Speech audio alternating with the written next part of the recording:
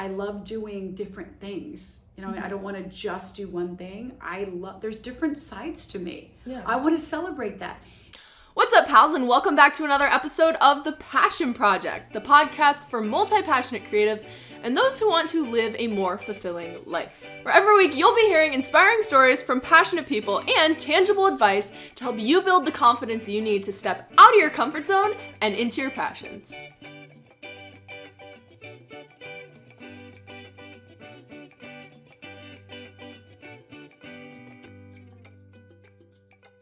Hello, Podcast Beans, and welcome to our very first Christmas special episode, or I should say holiday special.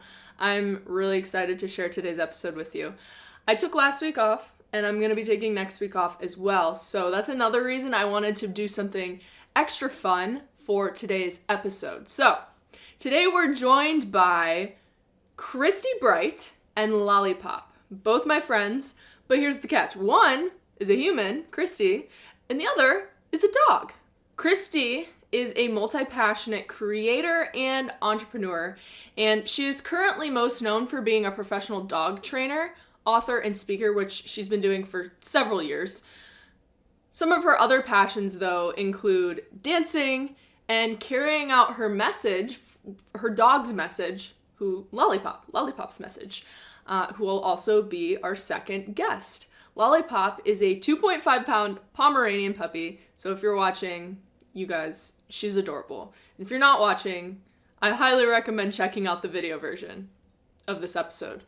Lollipop has a children's book series that encourages confidence and stepping out of your comfort zone, so clearly a really good fit for this podcast. I think you guys are gonna love it.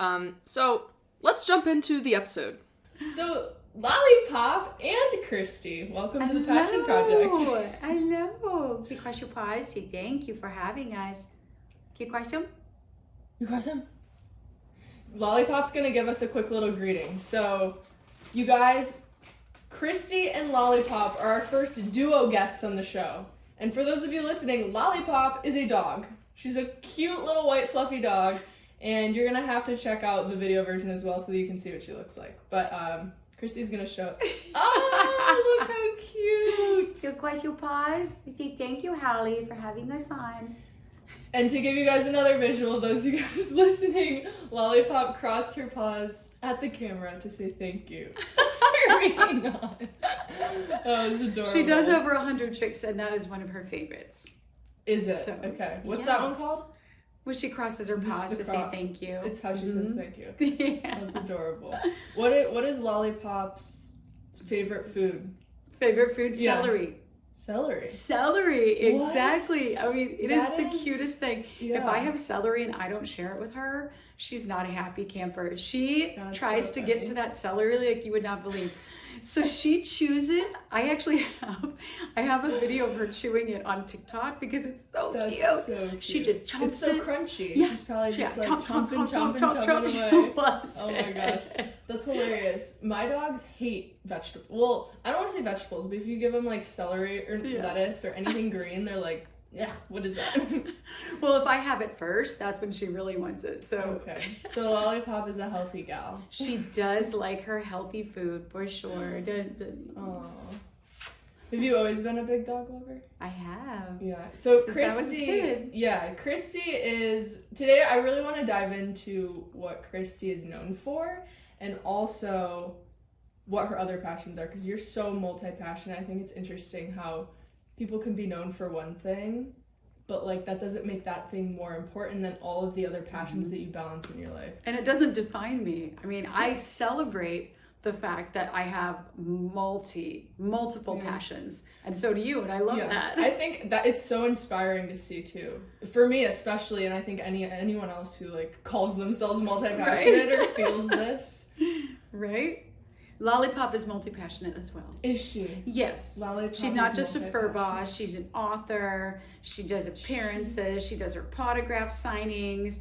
She does her tricks. I don't know who to look at because Lollipop is staring into my eyes right She now. loves you. She loves. That's so adorable. She loves Hallee. So Lollipop essentially has her own resume too.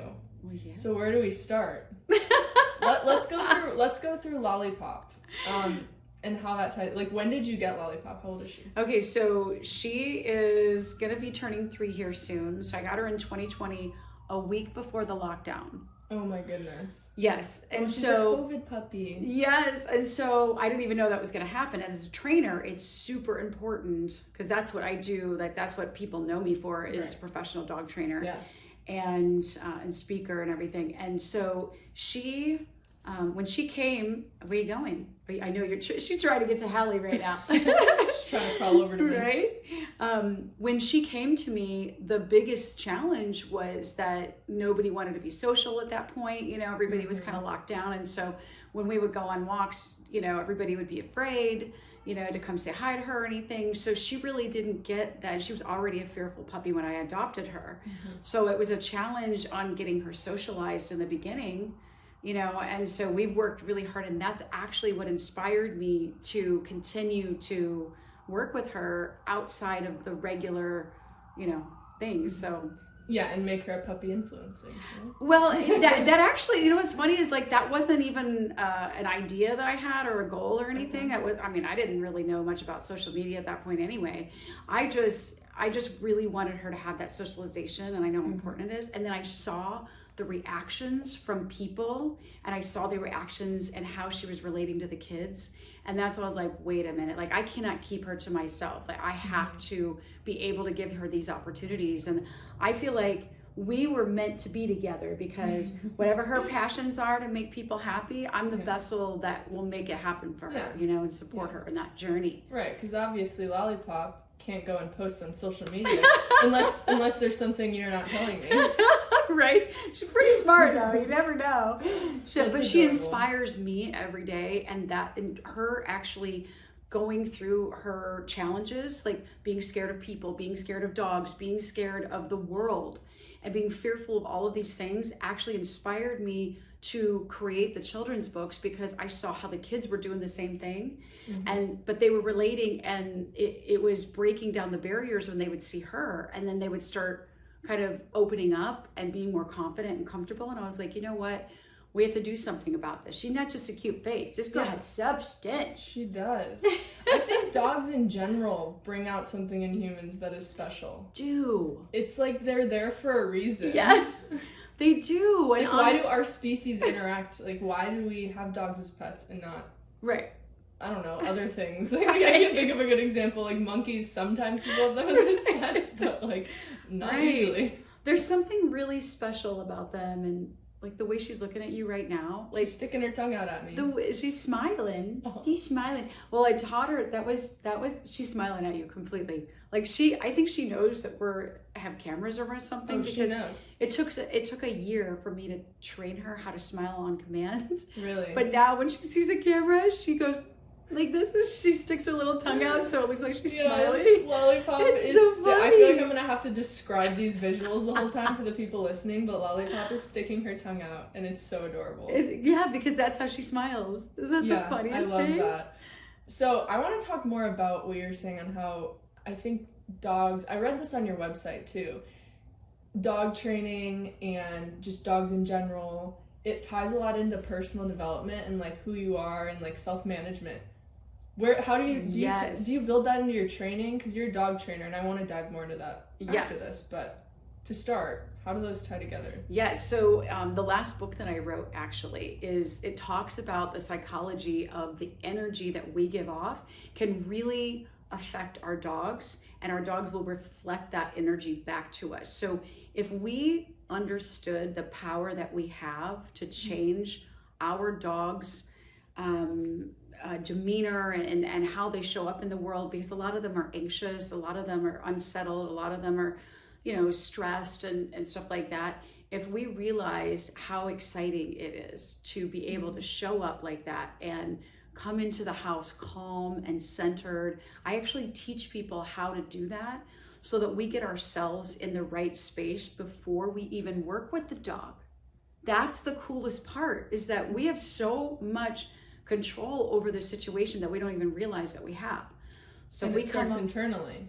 It starts internally. Okay. Once you ground yourself and you really start to take on that calmer, centered peace of mind, your dog will completely pick that up. Mm-hmm. Like when I first adopted Lollipop, she was anxious and fearful and like all over the place and just had all kinds of issues, which is why she was given up. Which is surprising to me because Lollipop is the calmest dog I've ever met. She literally is like a stuffed animal. Right? A lot of people think she's a stuffed animal. Easily mistaken. We actually had stuffed animals made because all the kids wanted to take Lollipop home, and we had stuffed animals made to look just like her. That is so we adorable. could take her home. Oh my gosh, I love that. But that's one of the things that I teach the dogs right away and the families is how to get their dog to be calm anytime, no matter what's around. So it doesn't matter if there's fire trucks or there's fireworks or there's, craziness going on around her. She can literally feel my energy and center herself and know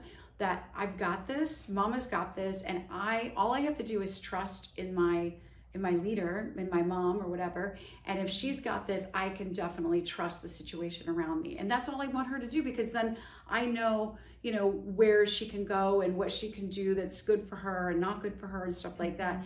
But I don't want her to have to worry about figuring that out. Yeah. She doesn't know that cars are dangerous. All she knows is if I'm okay right here on the sidewalk, then she's okay with it. You know what I mean? And that's what I love.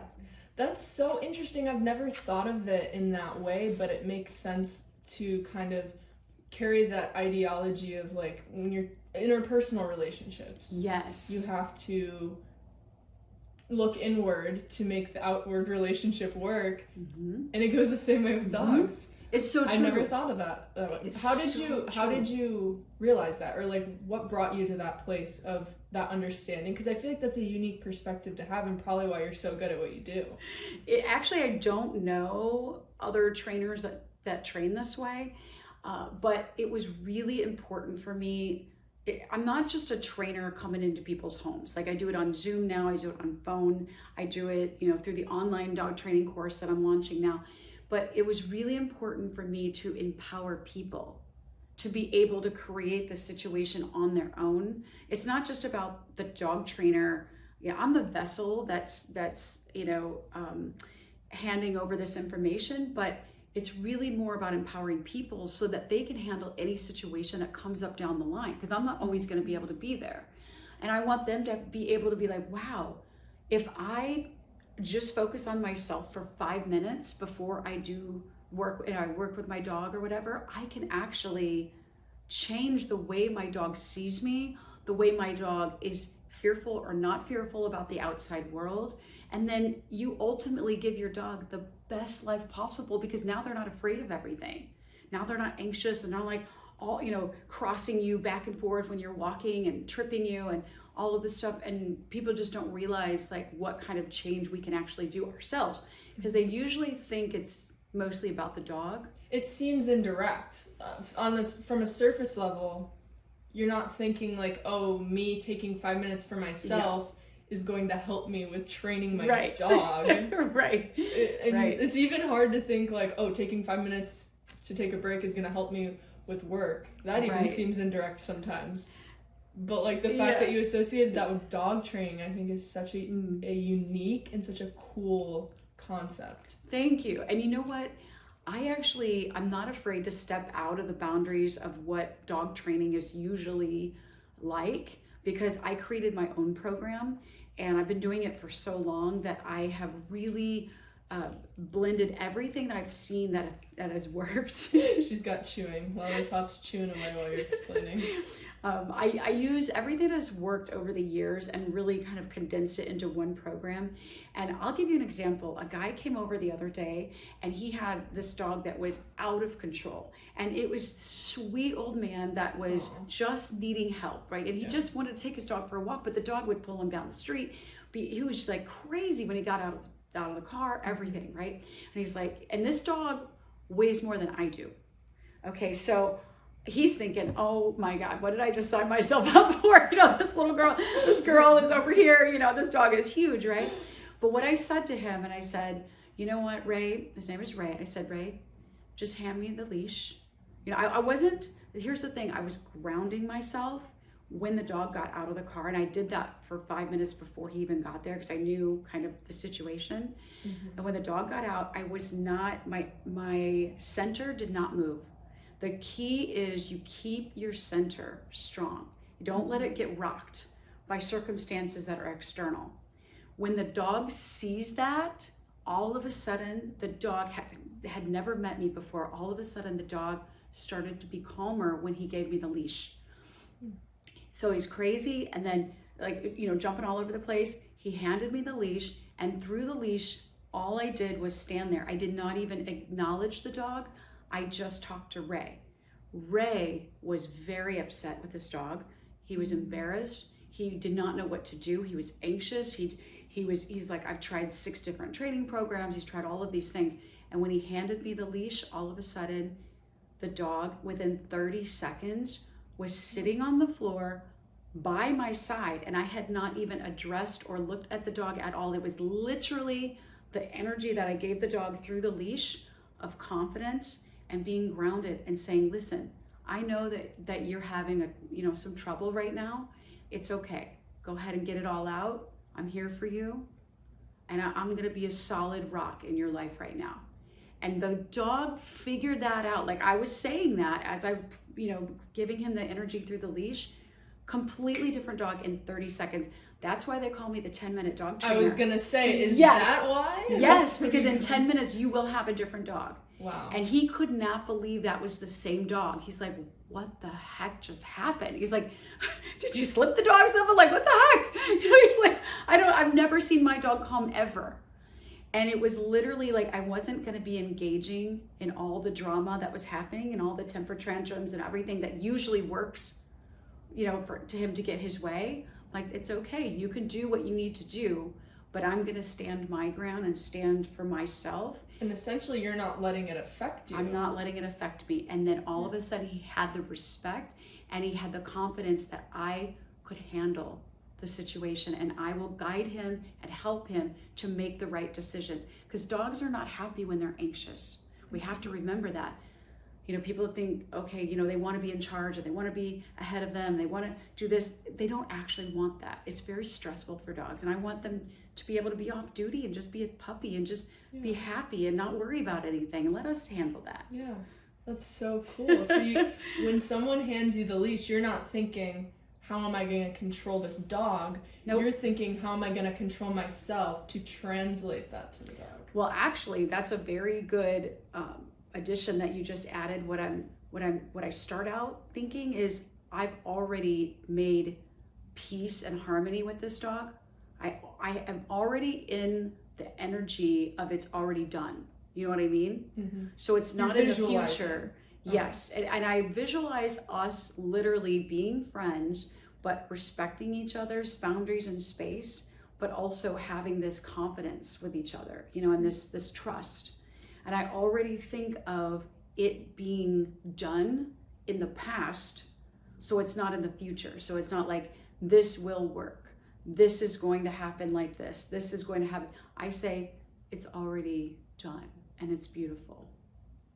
I don't have a dog, but I feel like I want to take your course for the personal development aspect of this.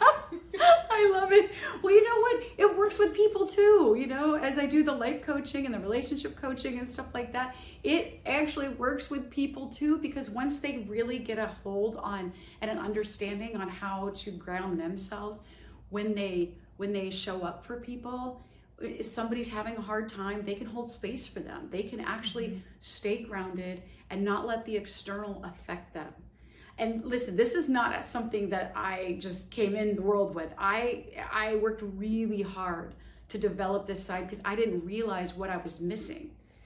Yeah, and I want to hear more about that. So we know, like I mentioned in the beginning, we want to touch on like what you're known for versus what you're also passionate about, because I know you and I know all the things you do, but like outwardly, if someone sees you on the internet, they're probably not going to know that right off the bat. Right. So you're known for dog training. I am known for dog training. Lollipop's known for her books, her book series, her message. Yes, and on social media too. Yeah, all the social media. Lollipop has what, I think, let me see my notes, 370,000 followers.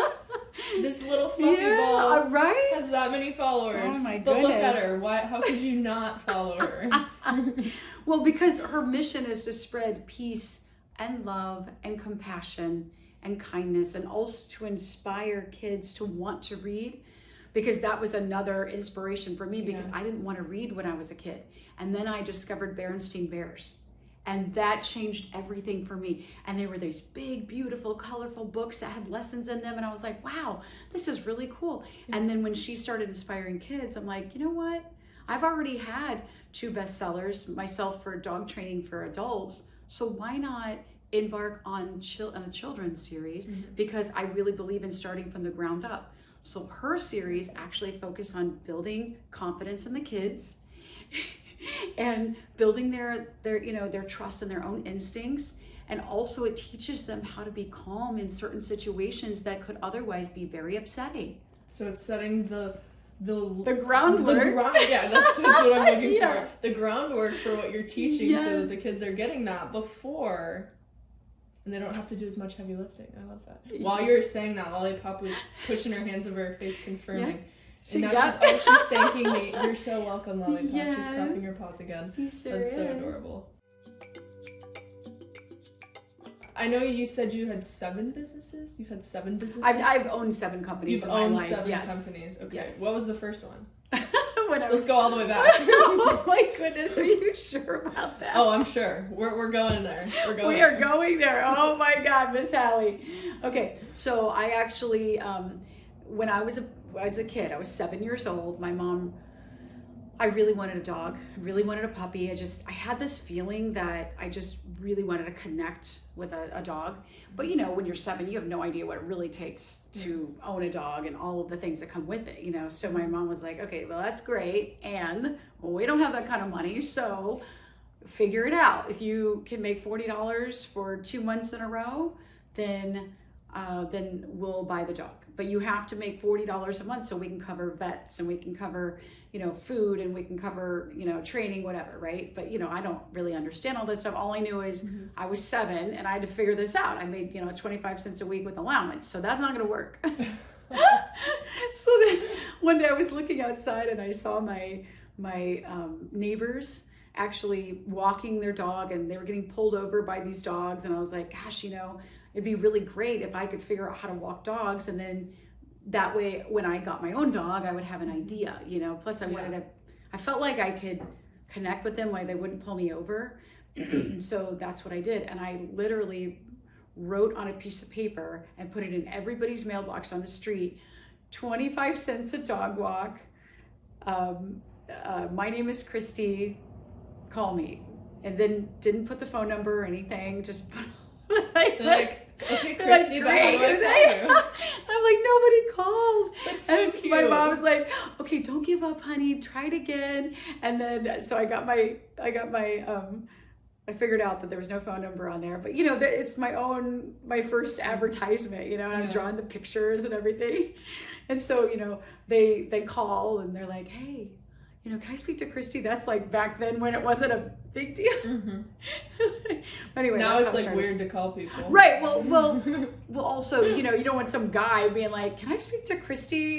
You know, that walks dogs. You know, moms. You know, can you imagine like somebody calling your 7-year-old child like, "Can you walk your dog?" But anyway, that's how it started. So then I ended up getting the puppy. Oh. And you did it. I did, and it was a very big challenge because this dog was not potty trained, and certainly I had no idea what I was doing. So, you know, I'd go to the library, get some dog training videos and books and stuff like that, try to figure it out. Oh my goodness. And, you know, I'm at school a day, so it was interesting, but I had to figure it out because my mom's like, you have 2 weeks to fix this. Or we can't keep the dog. Because I mean, she had 3 little kids. She's trying to do 2 jobs. Like, it wasn't easy. So I get it. So you got just melting my heart. Immediately. You had dog training background. I don't know if background is the right thrown word. into it. And 7th grade. 7 years old. 7 years old is when your experience with dogs starts. Yep. What were all of your businesses dog related? Mm-mm. Okay. No, because we don't have to talk about all 7, but like I'll just give you the can touch highlights. on your face. Yeah, we can give highlights, but I'll just tell you how I ended up actually getting the dog, because Yeah. I realized that, an hour after you get home from school, it's dark. So that gave me an hour to do the dog walks, which is 25 cents every for a 15-minute dog walk. That didn't add up very well, because I made like $1 a day. I was like, okay, that's not going to work.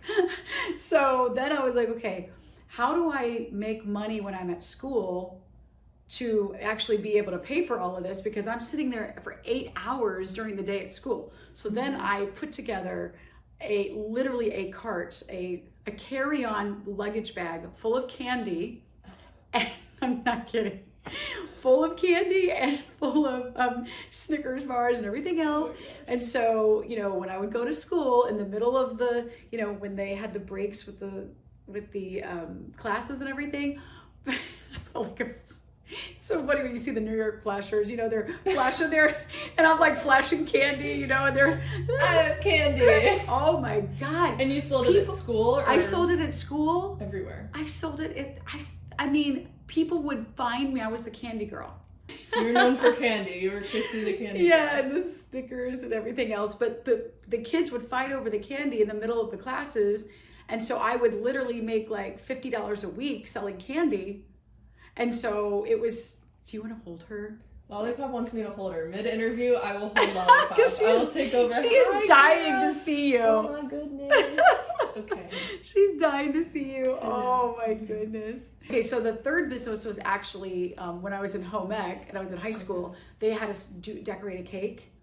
And I decided that, because I like to be really creative, and I was like, oh, I guess I'm a cake decorator now. I decided I was a cake. I had no training. I had no idea what to do, nothing, but I liked it. That's all I knew, is I liked it. And then the next day I decided to go to the grocery store and get a job decorating cakes. Okay. Yes. And they were like, I'm 16. And they're like, I'm sorry, what? You want to decorate cakes? I'm like, yeah. I decorate, I'm a cake decorator, and I was thinking I can learn everything before they even realize I know what I'm doing, right? That's what I was thinking in my mind. Jump in with both feet, it's the way to do it. Yes. And they were like, okay, well, we already have a cake decorator, but thank you, honey, for coming. And I was like, listen, I totally get that I'm younger, but, very reliable, and I will be there, if you need an assistant or even on the weekends, I can decorate cakes for you. And they're like, okay, well, I said, how about I'll decorate a cake for you for free right now? Yes, because they weren't going to hire me because I already had a cake decorator. Wow. Now wave to the people. Wave to the nice people. There you go. And we're back on track. We had to have a quick job training moment. Yes. Good girl. You smile for everybody. Good girl. So, okay, so anyway, so they had me do a cake and everything, and so they decided to hire me as like a part-time assistant or whatever, but I loved it. And then I literally learned everything in like 2 days, because I was like, I just dove in, and I loved it. But it made me it helped me get creative, and I realized at that point, I love doing different things. I don't want to just do one thing. There's different sides to me. Yeah. I want to celebrate that. It was kind of looked down upon back then, though, because they're like, okay, you need to pick a passion and a career and stick with that and go for that. But that's not how we think. No. And that's the point with this podcast, because I know it's becoming more accepted. Yes. To be multi-passionate and multiple, whatever you want to call it. But it's still not where it needs to be, because there are more of us out there than you realize. And it's not that we can't do things. It's just that we have to let ourselves be creative in all these different ways. Right. And we can still fit that mold we need to be successful at things. But well, we've kind of been indoctrinated to think there's only one way. Like, this is how we have to do stuff. You know what I mean? And I've always made my own path. I've always, just done what makes me happy. And even if people didn't like it, I was happy. And it actually helps with burnout too. Like, I don't get burned out. How did you find the confidence to walk into a bakery at 16 years old with no experience and say, hey, hire me to make a cake. I'm a dog trainer. Yeah. You know what it came down to, Hallee? I'm really glad that you asked that question, because people have asked me that over the years, and at first I didn't really know, because I was like, well, I'm a cake decorator. Like, that's what I am. Like, I don't understand the question. I don't understand the confusion. I decided yesterday I was a cake decorator, so of course I am. That helped me on my entire journey in my life. Because when I was little, people were like, you're 7. Like, what do you think you're going to do? You know, go to a big corporate office and make money? And I'm like, I'm 7. I have 2 arms, 2 legs. I have a mouth, that's for sure. And I do what I'm passionate about. And for me, it was like nothing really could stop me. You know, I could just see like a focus on, this is what I am. This is what I'm doing. I'm a dog trainer. That's what I do. I'm 10 years old. I'm a dog trainer. You didn't overthink it. I just decided on that thing at that time. I just decided, and it was like, you know how people say fake it till you make it type of thing? I was just like, I felt like the more I embraced that part of myself, like a label. You almost labeled yourself and just lived it out. Well, and energetically, I felt like, why couldn't I become what I want? And so why does it have to be 3 weeks from now? Why can't it just be today? This is who I am. It's non-negotiable. Mm-hmm. So I think it kind of caught them by surprise when I walked in there and was like, I'm a cake decorator. This is what I do. Let me draw on your cake for you. I had no idea what I was doing, but I drew, you know, like did some artwork on their cake, and they're like, okay. And even just the confidence, they're probably like, wow, if this girl has the confidence to walk in here and do this, then, I mean, that speaks for itself. Exactly. Well, I just knew that I didn't want to follow the path of everyone I saw around me, because I didn't see the spark and the happiness that I really wanted for my life. Not to say that they weren't, but they were doing things that they didn't like in their jobs, and it didn't align with who I was in my soul. Mm-hmm. And I was like, you know what? Okay. She has no body. That's her. That sentence. Yeah. Sorry. Just so we can cut it. So following one track and seeing the people around me not really loving what they were doing, but feeling like they had to do it because they, you know, society's expectations, and they had to make more money, and they had to prove to their parents, and they had to do it, you know, to make people proud of them, and they had to, you know, it just didn't align with me. Mm-hmm. And people were like, what do you mean you're going to be a dancer? I'm like, I am a dancer. You know, that's what I'd love to be a dancer. But they're like, you can't make money doing that, you know, and they would poo-poo it, but I didn't care, because it wasn't the dollars that motivated me. Look, making a book series, let's be honest, that's not, you don't make a book series and go through all that to make money. To roll in the dough, yeah. You do it because you're passionate about a mission and an impact that you're making in this world. And that really fulfills me. And that's how I make decisions. And it made me like so happy as an adult. And I love being able to pivot and do what I love. Like, I have that narrow focus for a time, but not, it's almost like, it doesn't define I'm so prone to overthinking. So like hearing you say that is so refreshing, because it's just like, you don't have to think. Yeah. And I think a lot of people struggle with that. And that's why people don't take that aggressive focus, because they let all these external outside, things, what's supposed to happen, oh, but this, oh, but that. The mindset you have is, no, I'm doing this. I don't care. I'm gonna make it work. I've already done it. It's happening. That's how I think. I don't even go into it saying I'm going to do this. I used to, but now in the last few years, I've really understood this consciousness and this energetic, you know, feelings that we have that really create our reality.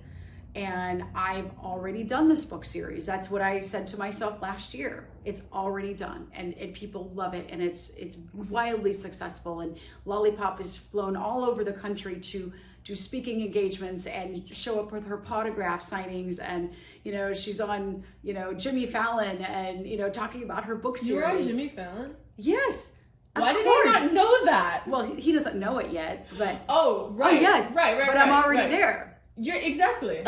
So like, we're going to stitch this video as you're on Jimmy Fallon. Like, absolutely. He doesn't know about us yet. That's fine. But we've already been on Jimmy Fallon, and he loves our children's books. Mm-hmm. I love that. You led yourself from dog walking to candy maker to cake decorator. What's next? Well, all of this time, I actually like connect the dots. Right? Well, I was trying to earn money because I loved to dance. So I had to pay for dance lessons. So all throughout my school years, I was paying for dancing. And when I became an adult, I really wanted to become a professional dancer. And I ended up, owning a dance studio, which I loved. And what style of dance? Everything. So ballroom, salsa, bachata, swing, everything. And then I also had, 500 kids that came in and did the tap, jazz, ballet, hip hop, stuff like that. So when I did that, after I decided to close my dance studio and focus on dogs again, I still found myself loving the dancing, of course. And so I really wanted to continue that, but just on the side now. So now I still teach to this day salsa, bachata, swing, pretty much anything. Which I also love. Yes. We're going to go out dancing very soon. We're going out dancing, just so you guys know. You might see a video of us doing our twirls and spins and stuff. Yeah, and it was a lot of fun. And so I still do that because I'm very passionate about the dancing, and I teach singles and couples. And it brings people together in different ways, and it builds confidence, and I love it so much. So I still do it now. So but I do it on the side, but it keeps me creative. Yeah, you realize that maybe that wasn't the forward-facing thing you wanted to be doing. Right. It's something that I'm very passionate about, and it breaks up my schedule to where I get to do that at lunch and teach people here, and it's almost your escape. Like your escape from the other stuff. I love music. I love to move my body and have fun with that. So it's a big confidence builder too. I've noticed when I dance, like I feel the most confident. Yes, exactly. I love that. So let's jump into talking more about the book.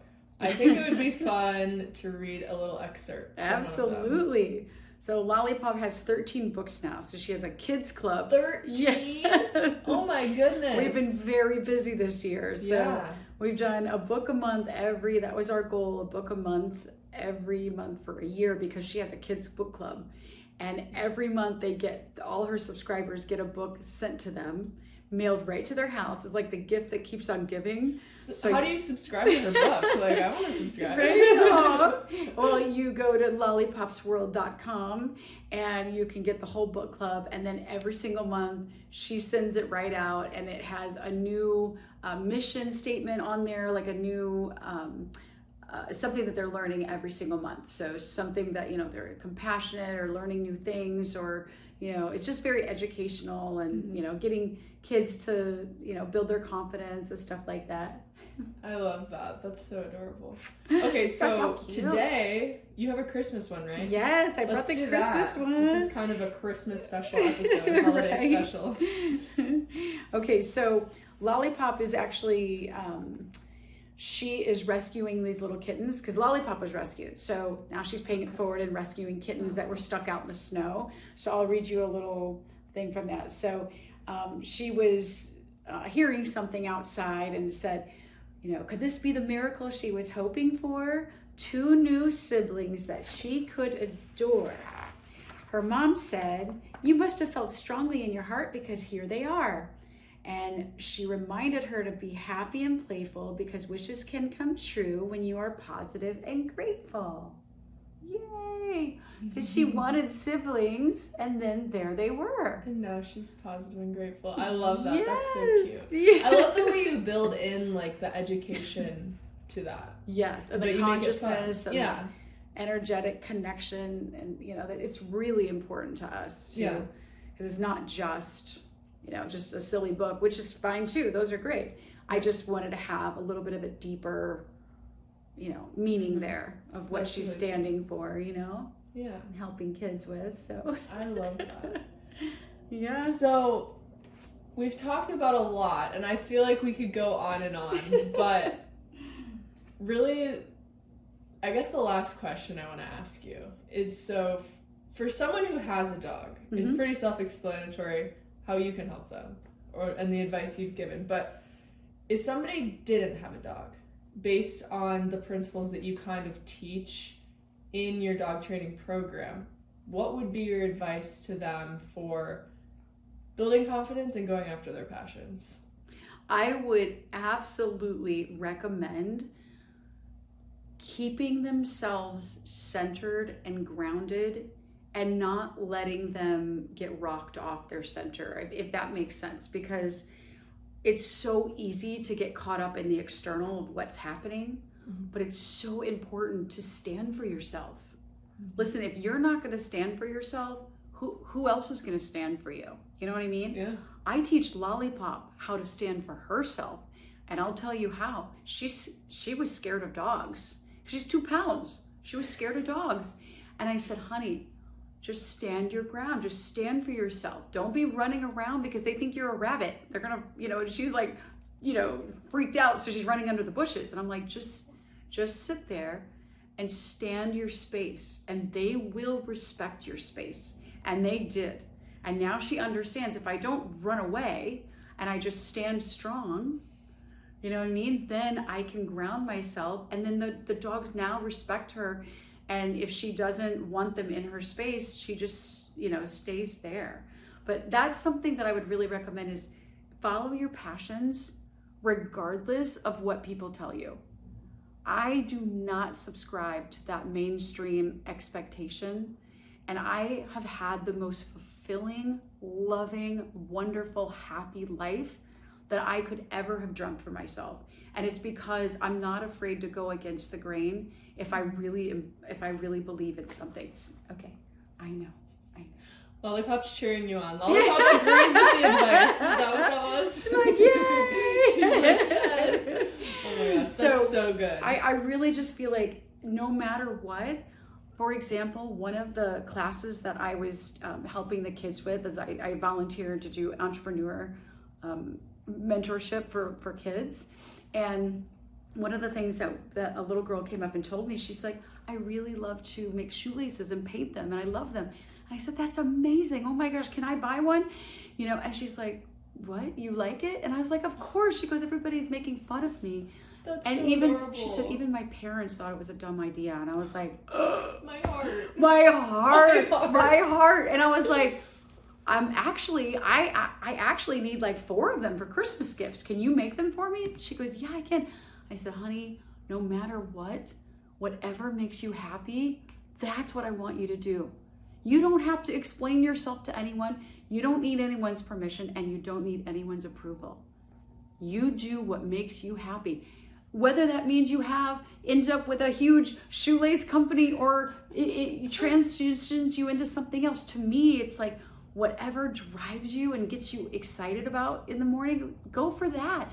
And then it might turn you into something else. It might turn around the corner to something else. Great. But had you not have gone through that, you might not have found your true life passion. You never know what's actually going to happen. And we change, we evolve. That's to be celebrated. I don't want to be working for one company for 50 years and not be happy.